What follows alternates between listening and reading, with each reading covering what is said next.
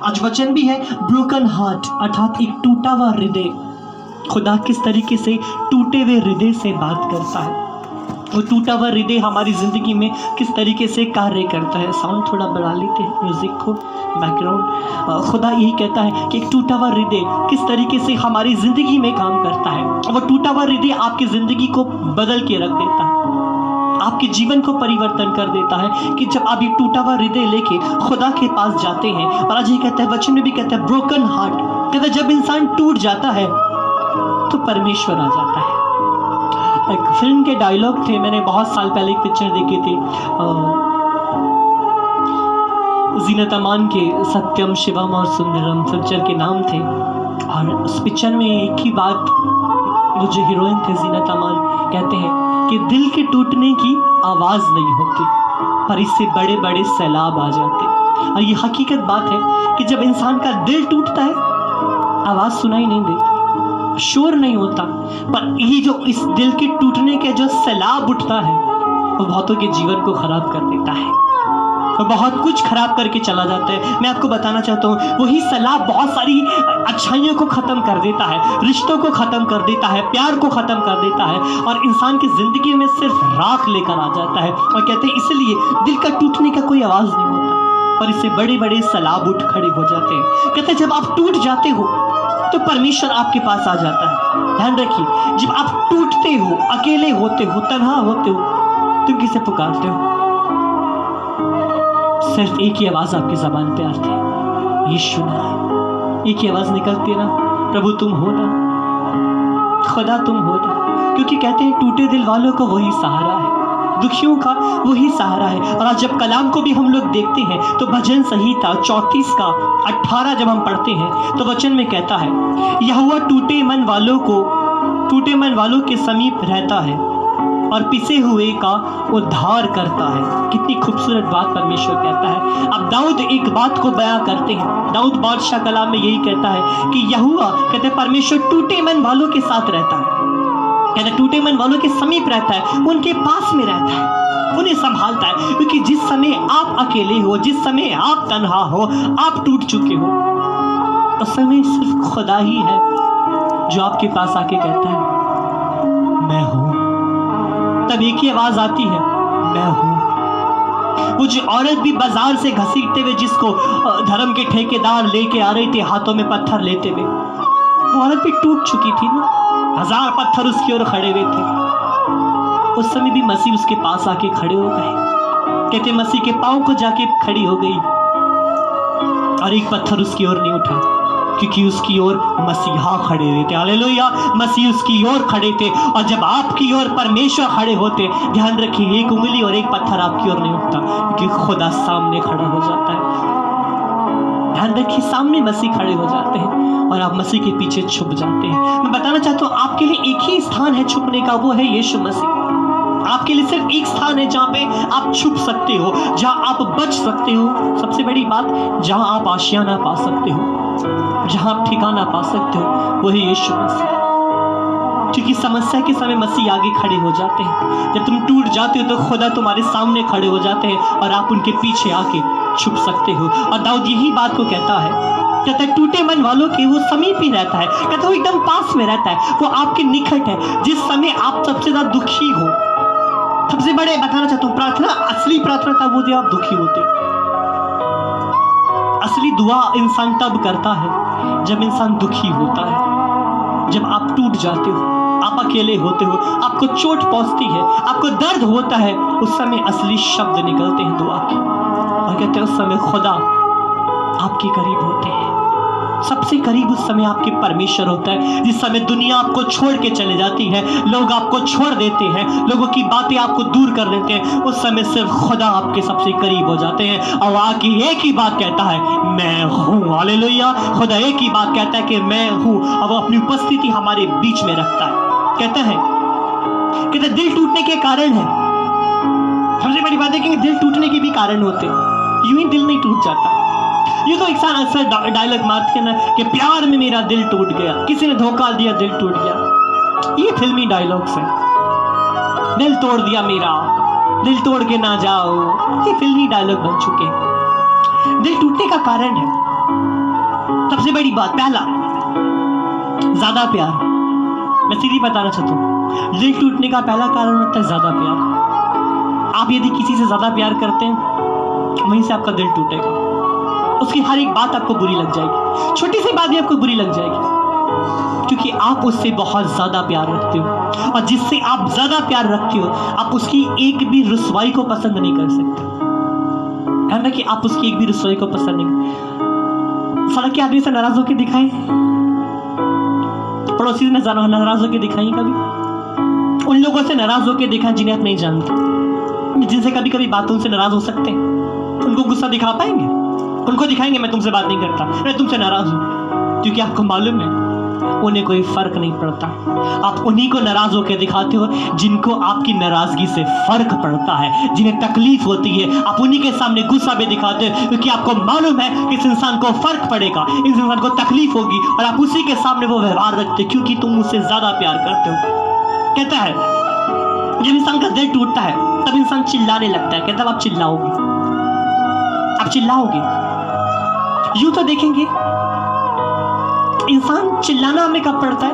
जब इंसान दूर होता है। दूर वाले को इंसान चिल्ला के बुलाता है, आस वाले को तो आराम से बोल देता है, आराम से धीरे से बोल देता है ताकि कान तक ये आवाज पहुंच जाए। पर जब आप टूट जाते हैं, आप चिल्ला के बोलोगे। वो इंसान आपके पास में, अगर आप जोर से आवाज उठाओगे, जबकि वो आपके सबसे करीब है, वो आपके करीब में ही है, आप जोर से चिल्लाना शुरू करोगे, आपकी आवाज तेज हो जाएगी।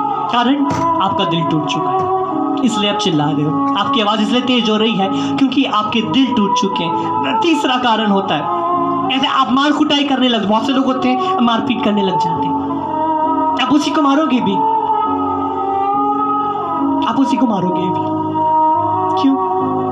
क्योंकि तुम उससे प्यार करते हो, क्योंकि आपका दिल टूट चुका है। बहुतों जगह में देखेंगे झगड़ा होता है, लड़ाई होती है। यदि किसी रिश्तों में लड़ाई नहीं हो रहा है, झगड़ा नहीं, तो अननॉर्मल हो जाते।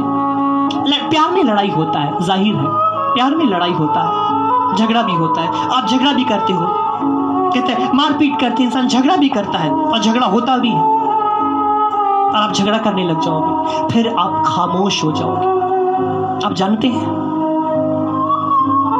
खुदा ने उसी को मारा जिससे वो सबसे ज्यादा प्यार करता था।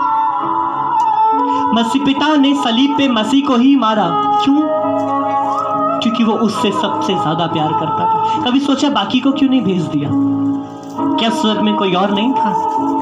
क्या कोई और दूत नहीं थे? जबकि कलाम में कहता है लाखों स्वर्ग दूत स्वर्ग में है। स्वर्ग इस धरती से कई ज्यादा बड़ा है, और खुदा ने स्वर्ग को पहले ही बना लिया था।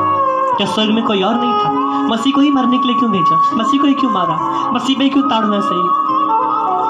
क्योंकि वो उससे सबसे ज्यादा प्यार करता था। जिसे आप सबसे ज्यादा प्यार करते हैं उसे पहले सब समय अपने साथ में रखेंगे। ये पहला निशानी होती है, पहला चिन्ह होता है कि जिसे तुम सबसे ज्यादा चाहते हो, तुम उसे सबसे ज्यादा अपने करीब में ही रखो। उसे कभी दूर नहीं करोगे, तुमसे कभी दूर नहीं जाओगे, क्योंकि आप उसकी दूरी बर्दाश्त नहीं कर सकते। आप सब समय उसके करीब ही रहते हो। पिता के साथ भी मसीह सबसे भी करीबी था ना, एक पल के लिए भी अलग नहीं हुआ। हाँ, एक समय ऐसा है जब सलीब पे था, कुछ पल ऐसे आए कि मसीह पिता से अलग हो गए थे। जब मसीह ने कहा मेरे पिता तूने क्यों छोड़ दिया। ये तो शुरुआत से यदि देखेंगे तो पिता के साथ मसीह सब समय था। जब दुनिया बनाने का समय है तो वो भी साथ में था। उत्पत्ति की पुस्तक में कहता है चलो हम दुनिया बनाए, कहता है उसमें मनुष्य को हम अपने स्वरूप में बनाए। 26 में कहता है कि हम मनुष्य को अपने स्वरूप में बनाएंगे। 1:26 में जब पढ़ते हैं 27 तक कहता है मनुष्य को अपने सादृश्य में बनाएंगे। पढ़ लेते हैं, यदि पा गए हैं तो कृपया करके पढ़ भी लेते हैं। और कलाम में यही चीज को बयां करता है। कहता है फिर कहा, फिर परमेश्वर ने कहा हम मनुष्य को अपने स्वरूप में बनाएंगे। अर्थात दो जन बात कर रहे हैं, ध्यान रखिए, जो दो जन आपस में बातें कर रहे हैं, अर्थात कुछ काम करने से पहले वो दोनों निर्णय ले लेते हैं, दोनों सोच विचार कर लेते हैं, क्योंकि उनकी सोच दोनों की एक ही मिलती है। कोई भी काम करने से पहले वो दोनों सोच लेते हैं और एक सही सोचते हैं। और उन्होंने यही सोचा कि मनुष्य को हम अपने जैसा बनाएंगे, इसे हम किसी और की तरह नहीं, इसे हम अपनी तरह बनाएंगे। माँ बाप भी वो साथ ही था, वो एक पल के लिए भी कभी पिता से अलग नहीं हुआ, सब समय वो साथ था। और इसी को इसलिए भेज दिया मरने के लिए, इसी को भेज दिया सलीब उठाने के लिए, इसी को भेज दिया कोड़े खाने के लिए, इसी को भेज दिया सलीब पे अपनी जान को कुर्बान करने के लिए, क्योंकि वो इससे सबसे ज्यादा मोहब्बत करता था। क्योंकि जिससे सबसे ज्यादा प्यार करते हैं उसी को दे देते हैं, क्योंकि प्यार सबसे ज्यादा था। और आज कलाम को जब हम लोग देखते हैं, फिलिपियों की पुस्तक 2:15 जब हम पढ़ते हैं, वचन में कहता है, फिलिपियों की पुस्तक 2:15 जब आप पढ़ेंगे तो वचन में प्रभु सुंदर तरीके से कहता है, क्योंकि वचन को जान लेना जरूरी है। 2:15 में कहता है, ताकि तुम निर्दोष और भोले होकर टेढ़े और हठील लोगों के बीच से परमेश्वर के निष्कलंक संतान बने रहो, जिसके बीच में तुम जीवन का वचन लिए हुए जगत में जलते दीपकों के समान दिखाई देते रहो। अब कलाम में फिलिपियों में यही कहता है कि तुम परमेश्वर के निष्कलंक संतान बन जाओ। कहता है उस दुनिया के बीच में से तुम निकल जाओ, कहता है उस दुनिया के बीच में से तुम बाहर आ जाओ, कहता है जो उस बीच में तुम फंस चुकी हो, कहता है जो टेढ़े और हठील लोगों के बीच में तुम निकल जाओ और परमेश्वर की, कहता है निष्कलंक संतान जिसमें खोट नहीं होती, कहता है तुम वो संतान बन जाओ। और कहता है और तुम जीवन का वचन के लिए जगत में जलते हुए दियों के समान हो। कहता है तुम लाइट हो, रोशनी की तरह तुम इस जगत में हो। ध्यान रखिए, परमेश्वर ने आपको रोशनी की तरह बनाया, जो रोशनी देने के लिए, जो अपना प्रकाश दूसरों को देता है। दिए का काम है प्रकाश दूसरों को देना। कभी देखिएगा दिए के तले के नीचे अंधेरा रहता है, दिया का तला वो अंधेरे में रहता है, रोशनी दूसरों को देता है, उसका काम ही है रोशनी को देना, और खुद अंधेरे में रहता है। खुदा ने भी आपको ऐसे ही बनाया है। कहता है you are a light of the world, तुम इस जगत की ज्योति हो, खुदा की औलाद हो, निष्कलंक, जिसमें कोई कमी नहीं होती, जिसमें कोई खोट नहीं होती। पहले तो जान लीजिए परमेश्वर आपको अपनी औलाद बनाने के लिए ही बुलाया है। खुदा ने आपको बुलाया ही है अपनी संतान बनने के लिए, जिसमें खोट ना हो, जिस मसीह की तरह, मसीह जैसे, क्योंकि मसीह निष्कलंक था, इसमें कोई कमी नहीं होती। और जब आप परमेश्वर के पास आते हो, आप आए बुलाए गए हो औलाद बनने के लिए।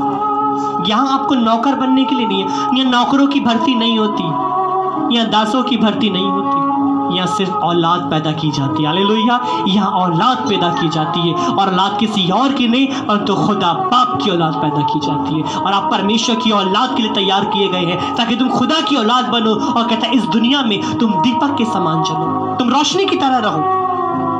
कहते बहुत सारे शब्द दिल को तोड़ देते हैं, लेकिन कभी कभी बहुत सारी बातें आपको दिल को छू के चली जाएंगी। जैसे किसी किसी की बातें आपको दिल पे लग जाती है, कहते हैं वो बात मेरे दिल पे लग गई, मैं भूल नहीं पा रहा हूँ। बहुत सारी छाप हो चुकी है आपके हृदय में। बहुत सारे शब्द, कुछ शब्द देखेंगे सुई की तरह चुप जाते हैं ना, कुछ बातें सुई जैसे चुप जाती हैं, मुझे भूले नहीं भूल पाते हैं। जिन्हें आप देखेंगे कोशिश करेंगे भूलने की, जो इंसान भूल नहीं पाता, क्योंकि वो सुई जैसे चुपते जाते हैं। अब आपकी जिंदगी में घुस चुके हैं, और कहते हैं कुछ बातें हमारे दिल पे छप जाती हैं। न्यायों की पुस्तक 7:19 आप जब पढ़ते हैं, प्रभु फिर कहता है, न्यायों की पुस्तक 7:19 में कहता है, क्योंकि वचन को जानना जरूरी है। कहता है बीच वाले पहरे के आरंभ में जो ही पुराब की बादली के हो गई थी, ते ही गिदोन की अपने संग में 100 पुरुष समेत छावनी के छोर पर गया और नरसिंगे को फूंक दिया और अपने हाथ के घड़ों को तोड़ डाला। कहते उन्होंने घड़े को ही फोड़ डाला, जो मटका था उसे ही फोड़ डाला। आज आप क्या तोड़ रहे हैं? आपका दिल टूट रहा है, बहुतों के हृदय टूटे, बहुत सारी बातों को टूटे, बहुत सारी बातें आपके दिल पे छप गई हैं। कहते हैं वचन में ये कहता जब वो निकले छावनी के पास, तो कहते हैं उन्होंने वो मटका ही तोड़ डाला। कहते हैं मिट्टी का जो एक बर्तन था उसे तोड़ डाला, फोड़ डाला। मैं आपको बताना चाहता हूँ, मेरे घर में था, मेरा जो बुआ था, मेरी बुआ का जब गुस्सा आता था बहुत आता, मेरी बुआ कांच का गिलास बहुत तोड़ देती थी। मैं छोटा सा था, तो कभी मेरे दादी के साथ जब झगड़ा हो जाता था, गुस्सा होते थे, तो गुस्सा में वो कांच का बर्तन को तोड़ना, टन टन किचन में जाके आवाज आ, समझ जाते थे बुआ को गुस्सा आके बैठा है। बहुत सारे लोग होते हैं ना, गुस्से में कपड़े धोने लग जाते हैं। मेरा मम्मी करते थे, गुस्सा आने से कपड़े धोते थे, खूब कपड़े पट पट पट पट पट पट। तो एक दिन नहीं हो, पिताजी ने पूछा मेरे चाची से कि तुम्हारा जो भाभी है कि गुस्से में कपड़े क्यों धोती है? क्या बोल रहा, मैं गुस्सा करते कपड़े क्यों धोती है? तो चाची मुस्कुरा के बोली, क्योंकि तुमको नहीं धो सकती तो इसलिए कपड़े धो लेती है। कि धोना तो तुम्हें चाहती है, तुम्हें ऐसे कपड़ों की तरह पीट पीट कर धोए, तुम्हें नहीं धो सकते तो कपड़ों पे गुस्सा निकाल लेती। बहुत से होती ना कपड़ों पे गुस्सा, जैसे बच्चा लोग क्या करता है, आप वो गुस्सा निकाल देता है, वो जमीन पे मार के गुस्सा निकाल देता है, जब किसी को मार नहीं सकता। हम भी गुस्सा दिखा देते जब कुछ नहीं कर सकते। कानून हो चुके हैं गुस्से आने के। आगे जब वचन को देखते हैं, कहता है, कलाम को जब पढ़ते हैं, प्रभु फिर कहता है टूटा हुआ दिल से आग भी निकलती है, श्राप भी निकलता है और दुआ भी निकलती है। बहुत कम समय हम होते हैं। ध्यान रखिए, एक टूटे हुए दिल से बहुत कुछ निकलता है। एक टूटे हुए दिल से इंसान की आह भी निकलती है। आप दुखी होके जब आप परेशान होते हैं, आपके दिल से एक श्राप टाइप के निकलता है, एक बात भी निकलती है, और एक टूटे हुए दिल से दुआ भी निकलती है। निर्भर करता है हम क्या निकाल रहे हैं। कहते हैं बहुत से कि मेरे दिल से आह निकली है। एक टूटे हुए दिल से आह भी निकलती है और एक टूटे हुए दिल से बहुत अच्छी दुआ भी निकलती है, या बहुत अच्छी प्रार्थना भी हो सकती है। मैं आपको बताना चाहता हूं, एक टूटे हुए हृदय से बहुत अच्छी प्रार्थना भी हो सकती है। बहुत अच्छी प्रार्थना भी कर सकते हो, बहुत अच्छी दुआ भी कर सकते हो, क्योंकि उस समय आप टूट चुके हो, आप बिखर चुके हो, आप बहुत अच्छी दुआ भी कर सकते हो। कहते बहुत कम समय होता है कि जब हम होते हैं, और जब हम होते हैं तब हम टूट जाते हैं। ध्यान रखिए, बहुत कम समय हम होते हैं। बहुत कम समय होता है कि आप होते हैं, और आप तब होते हैं जब आप टूट जाते हैं, तब आप होते हैं। जैसे कि गुस्सा, कभी ऐसा दिखा कि जब आपको गुस्सा, आप टूटे हुए हो, दुखी हो, उस समय आपको बोलो चलो कोई मेकअप करके बैठ जाओ, आप करेंगे? मेकअप करके कोई रोता है? आलू मेरा चेहरा खराब हो जाएगा। जब दुखी होते तो ये भी नहीं पता ना बाल बने हैं कि नहीं बने, कपड़ा कैसा पहना है कि नहीं पहना, फटा हुआ है या नया है या पुराना है। आप जैसे भी आप रोने लग जाते हैं, उस समय आप असली होते हैं। मैं आपको बता रहा हूं, this is a real face of you. वो आपका हकीकत का चेहरा है। उस समय आप हैं जो आप हकीकत हो। और से लोग गुस्से के बहुत कुछ बोल देते हैं ना, मान लो ये असली बात है, ये असली चेहरा निकल कर आ गया, सारा दिल का बात निकाल के बयां कर देते हैं, मतलब ये असली चेहरा आ गया। यूं तो इंसान बनावटी ही चलता है, यूं तो हर एक के ऊपर नकाब लगा रखा है ना, यूं तो हर कोई नकाब लेके चल रहा है। गुस्से मालूम चलता है यू आर रियल, ये असली है, ये असली है। जैसे बिल्ली और शेर के बच्चे एक से दिखाई देते हैं, शिकार करने से मालूम चल जाता है, आवाज खोलने से मालूम चल जाता है, दहाड़ने से मालूम चल जाता है। बिल्ली की आवाज बिल्ली की तरह म्याऊ, और शेर की गूंज होती है आवाज में, जंगल कांप उठता है, जंगल में एक वाइब्रेशन हो जाती है जब शेर दहाड़ता है।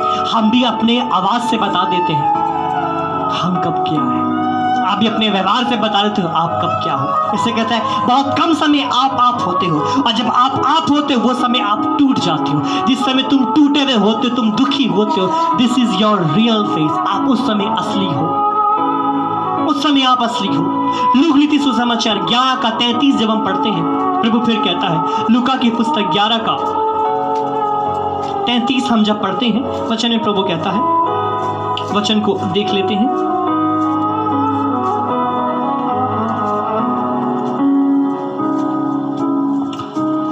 में कहता है 33 लूका की पुस्तक कहता है, कोई मनुष्य दिया जला के तल घर में ना या की नीचे नहीं लगता, परंतु ऊपर में उठाता है, दीवार पर रखता है, ताकि भीतर आने वालों को उजियाला मिले।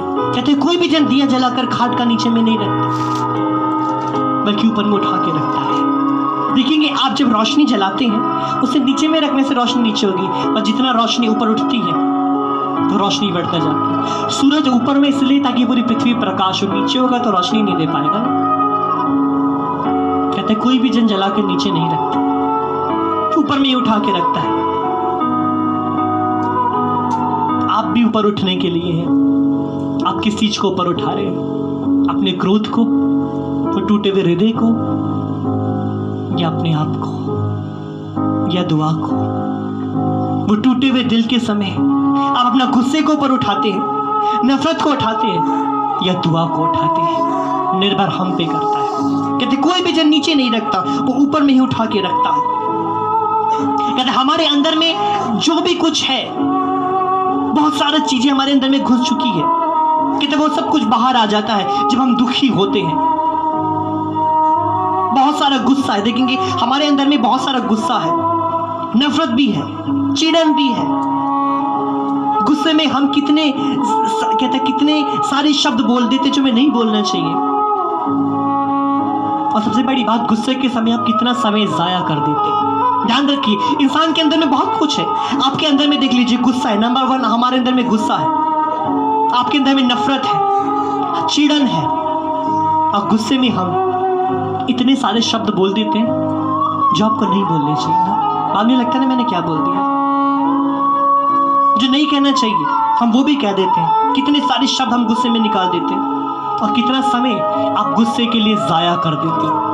ध्यान रखिए, आप कितना समय जाया कर दोगे। जिस समय में आप शायद बहुत कुछ बातें कर सकते हो, जिस समय आप खुदा के साथ एक हो सकते हो, या तो उस इंसान के साथ कुछ शेयर कर सकते हो या मिल सकते हो, वो समय आप नाराज हो कि आप सिर्फ चुपचाप गुजार दोगे। कितना समय होगा कि वो इंसान आपकी आंखों के सामने होगा और आप देखोगे नहीं, आप बोलोगे नहीं, और यही करते करते समय बीत जाता है और कभी आप उसके करीब नहीं आ पाते। समय जाया हो जाता है। जैसे कि मैं आपको बताना चाहता हूँ, आज जब हम गए वहाँ पे तो हमें मालूम चला, अब वो आदमी बोल रहा था कि अभी 1 दिन पहले ऑनलाइन पास बन रहे थे, कल ही से बंद हुआ है। हम लोग नहीं गए, मैं 2 महीने से यहाँ बैठ के बोले कल ही बंद हुआ, नहीं तो आपका ऑनलाइन पास बन जाता, आपको यहाँ आने की भी जरूरत नहीं पड़ती, कोई भी साइबर कैफे से बना लेते। आज मैंने समय जाया कर दिया क्योंकि मैं गया नहीं।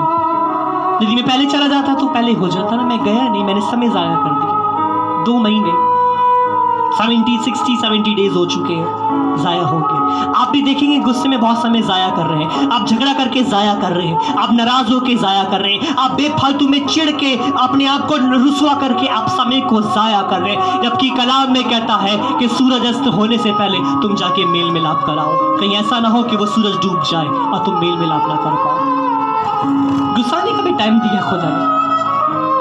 कहते सूर्य अस्त होने से पहले तुम उस इंसान से मिल लो, कहीं ऐसा ना हो तुम उसे खो दो। क्योंकि ध्यान रखिए, ये चीज आपको उस इंसान से खो के रख देंगे और फिर वो इंसान आपके जिंदगी से चला जाएगा, आपके जीवन से चला जाएगा, और फिर आप खाली बैठ के सिर्फ पछताएंगे और कुछ नहीं करेंगे। आप अकेले में रोएंगे, दुखी होंगे, रोएंगे और पछताएंगे उन बातों को देख देख के, शायद मैं उससे मिल लेता, शायद मैं कुछ बातें कर लेता, शायद मैं नाराज ना होता, शायद मैं कुछ जान लाता। आप सिर्फ पछताते हो। और ध्यान रखिए, समय एक बार जाने से फिर दोबारा कभी नहीं आता। Time is gone. समय एक बार गया, कभी वापस नहीं आएगा। जैसे कि बताना चाहता हूँ, ये समय दोबारा नहीं आएगा। आज हम बैठ के बात करते हुए बोला कि ये समय दोबारा नहीं आएगा, ये लॉकडाउन का समय ये दोबारा नहीं आएगा, अभी फोन पे वचन सुन रहे दोबारा नहीं आएगा। समय कभी दोबारा नहीं आता। इंसान रह जाता है, बातें रह जाती है, समय नहीं आता दोबारा। एक बार गया तो गया। इसका मूल्य उठाना सीखिए, महत्व समझिए। इसे कहता है कि तुम खाली बैठ के समय गुजार देते हो और कितना समय आप जाया कर देते। आप नाराजगी में समय को जाया कर दोगे। कहते परमेश्वर हमारे टूटे हुए दिल को रोशनी की तरह सजाना चाहता है, इस्तेमाल करना चाहता है। खुदा आपके टूटे हुए दिल को रोशनी की तरह इस्तेमाल करता है। जैसे कि रोशनी, आप टूटे हुए दिल को खुदा के पास लेके जाए, इसे रोशनी बना के खड़ा कर देगा। वो इसी दिल को रोशनी जैसा इस्तेमाल करता है कि आपके अंदर से एक रोशनी फूट के निकलने वाली है। ध्यान रखिए, आप जब टूटते हो आपके अंदर से एक रोशनी फूट के निकलती है, एक रोशनी निकलती है फूट कर। कहते हैं हमें परमेश्वर की जरूरत है, जो ज्योति की तरह हमारी जिंदगी में आता है। ध्यान रखिए, आपको परमेश्वर की जरूरत है, क्योंकि परमेश्वर एक ज्योति है। कहते हैं जो लाइट लेके आपका रोशनी में आ रहा है, ज्योति बन के आपकी जिंदगी में आ रहा है। यूहन्ना की पुस्तक 12 का 24 आप जब पढ़ते हैं, प्रभु फिर कहता है, यूहन्ना 12 का 24 में कहता है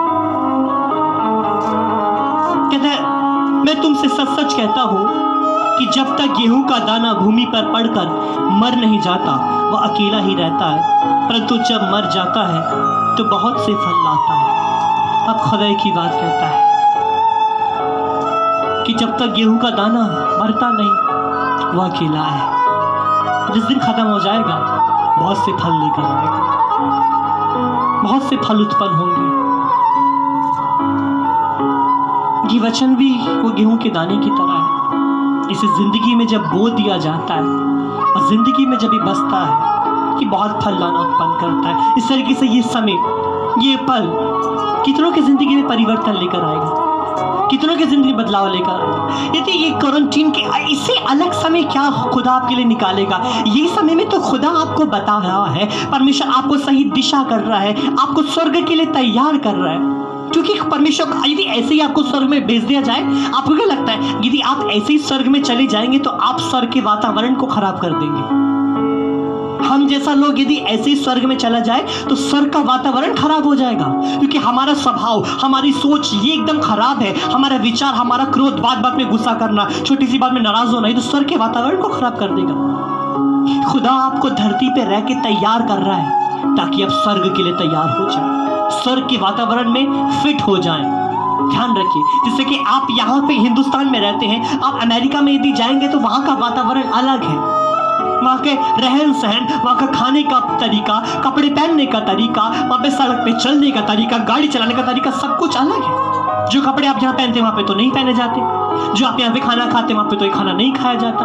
आप यहाँ पे लेफ्ट साइड गाड़ी चलाते हैं, वहाँ राइट साइड चलाई जाती है। आप यहाँ उल्टे हाथ पे चलते हैं, वहाँ सीधे हाथ पे चला जाता है, क्योंकि वहाँ का तौर तरीका अलग है। आप भी ध्यान रखिए, स्वर्ग के तौर तरीके अलग है, स्वर्ग का माहौल अलग है, स्वर्ग के विचार अलग है, और खुदा आपको स्वर्ग के लिए तैयार कर रहा है। कलाम देखिए, और इससे अच्छा पल आपको कौन सा मिलेगा कि आप घर में बैठ के हर एक बातों से, दुनिया की बातों से आप दूर हैं, दुनिया के विचारों से दूर हैं, संसारिक लोगों से दूर हैं। आप अपने घर में बैठ के वचन सुन के तैयार हो रहे हैं। मैं तो कहना चाहूँ कितने तैयार हो रहे हैं। इसके बाद जो रिजल्ट आएगा, कितने लोग पास होंगे, कितने स्टूडेंट इसमें पास होने वाले। एक परीक्षा चल रही है, स्टूडेंट कितने पास होंगे। ध्यान रखिए, इतनी बड़ी कौम को भी ठीक करने के लिए खुदा को, इजराइल को मिस्र से बाहर लाना पड़ा था रेगिस्तान में, और रेगिस्तान में 40 साल खुदा उन्हें तैयार कर रहा था कानून के लिए। ऐसे ही नहीं पहुंचा दिया, जबकि 40 दिन का सफर था, 40 डेज, 40 दिन का सफर था, 40 साल लग गए थे, क्योंकि वो तैयार नहीं था। खुदा ने तैयार करा था ताकि कारण के लिए तैयार हो जाए, क्योंकि वहाँ का रहन सहन, वहाँ का तौर तरीके अलग थे।